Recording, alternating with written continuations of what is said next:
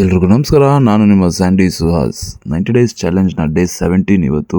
ಬೆಳಗ್ಗೆ ಎದ್ದಿದ್ದೆ ಒಳ್ಳೆ fresh up ಆಗ್ಬಿಟ್ಟು ಬಿಸಿನೀರು ಕುಡ್ಕೊಂಡು ಎಕ್ಸಸೈಸ್ ಮಾಡಿ ಸರಿ ಸ್ವಲ್ಪ ಟ್ರಿಮ್ಮಿಂಗ್ ಮಾಡಿಸ್ಕೊಂಡು ಡ್ಯೂಟಿಗೆ ಹೋಗೋಣ ಅಂತ ಕಟಿಂಗ್ ಶಾಪ್ ಕಡೆ ಹೊರಟೆ. ಅಲ್ಲೋಗಿ ನೋಡಿದ್ರೆ ನಮ್ಮ ಹುಡುಗನೂ ಕಟ್ಟಿಂಗಿಗೆ ಬಂದವನೆ.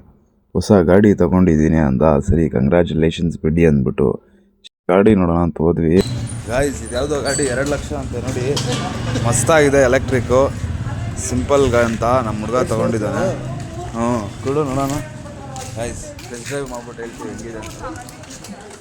ನೆಕ್ಸ್ಟ್ ಲೆವೆಲ್ 2 ಲಕ್ಷ ಅಂದರೆ ಕಡಾಕಾಗಿರುತ್ತೆ. ಏನು ಗುರು ಗಾಡಿ ಇದು, ಬೈಕ್ ಯಾವುದು ಸ್ಕೂಟಿ ಯಾವುದು ಒಂದು ಗೊತ್ತಾಗ್ತಲ್ಲ, ಆ ಲೆವೆಲಲ್ಲಿ ಬಿಟ್ಟವನೇ ಗೈಸ್. ಎಕ್ಸ್ಲೇಟ್ರು ಬಿಟ್ಟರು ಹೋಗ್ತಾನೆ ಇದೆ. ಈ ಗಾಡಿದು ಕಂಪ್ಲೀಟ್ ರೀಲು ಇನ್ಸ್ಟಾಗ್ರಾಮಲ್ಲಿ ಹಾಕಿರ್ತೀವಿ, ಚೆಕ್ಔಟ್ ಮಾಡಿ.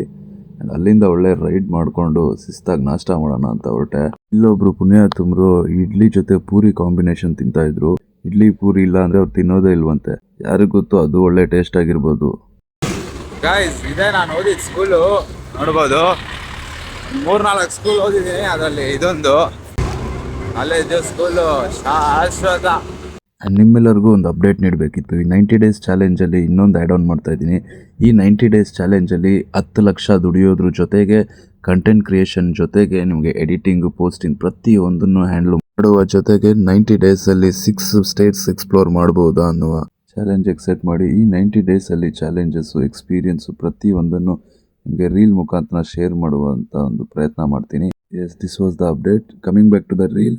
ಕಟಿಂಗ್ ಮಾಡಿಸ್ಕೊಂಡು ಸ್ನಾನ ಮಾಡ್ಕೊಂಡು ಡ್ಯೂಟಿ ಮುಗಿಸ್ಕೊಂಡು ಗಾಡಿ ಗಲೀಜಾಗಿದೆ ಅಂತ ಒಂದು ಸ್ವಲ್ಪ ಗಾಡಿ ತೊಳ್ಕೊಂಡು ಶಿಸ್ತಾಗಿ ಊಟಕ್ಕೆ ಹೊರಟೆ. ಒಳ್ಳೆ ಎಗ್ ರೋಲ್ ತಿಂದು ಒಂದಷ್ಟು ಪೆಂಡಿಂಗ್ ವರ್ಕ್ಸ್ ಎಲ್ಲ ಮುಗಿಸಿ ಎಕ್ಸಸೈಸ್ ಮಾಡಿ ಮಲ್ಕೊಂಡೆ. ಇವತ್ತಿಗಿಷ್ಟೇ, ನಾಳೆ ಸಿಗೋಣ. ಬಾಯ್.